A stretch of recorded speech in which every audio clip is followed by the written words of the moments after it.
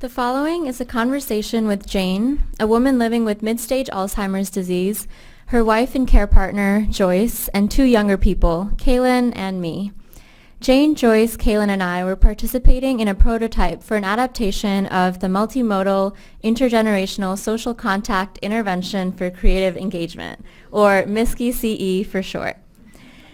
This adaptation involves matching two younger people with a person living with dementia and his, her, or their care partner to meet 2 times over the course of 3 months to enjoy creative activities at the home of the older couple.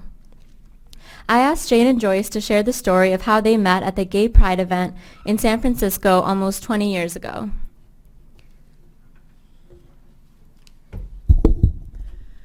Every once in a while, I remember that again, because we wouldn't have met.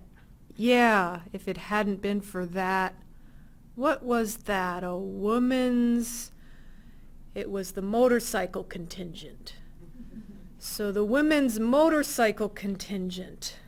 And I looked at that motorcycle and I thought, oh, I always wanted to get on a motorcycle.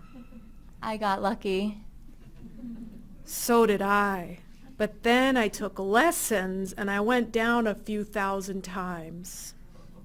You went down one time during the test. You locked up your front brake on the panic stop.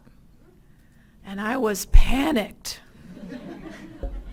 It tossed you right off that bike. And so she flunked the test because you can pass it and they'll give you the license if you take the California Highway Patrol classes. So Jane took the CHP classes, and so this was her test. She flunked it. And then she goes, That's okay.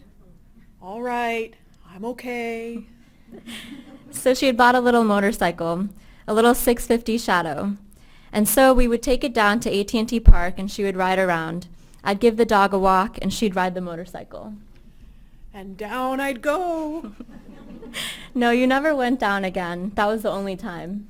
You think so? Yeah, I know so. So the story of how we met. So Jane had a friend named Carrie, and Carrie was a road captain that year, and so was I. But I didn't know Carrie.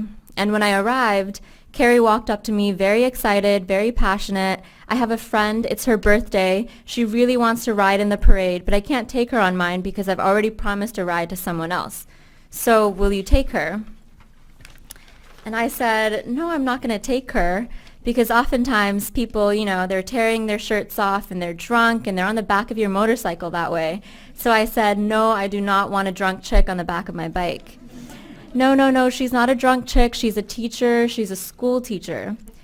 I went, well, okay. And so it was Jane. And we went out for coffee afterwards with Carrie. And then I gave her a ride home on my motorcycle. And she left the following day for New Mexico for the summer. So we wrote letters and we talked on the phone, and our first date was me flying out to Albuquerque for 3 days in 2001. Jane was living here in this house, but spending summers there. So you knew you wanted to buy a little house out there when you retired from teaching. And I knew I was going to have to make a decision because I had a house in Rohnert Park and my daughter lives here, and she wasn't having children then. So as soon as we moved, she got pregnant.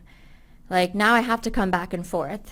So I don't think we let 6 months go by where we didn't fly back here, or Portland, or them fly to us for the grandkids.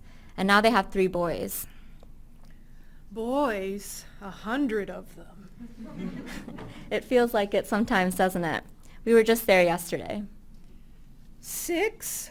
I know, but are there 6 of them? Just 3. 3?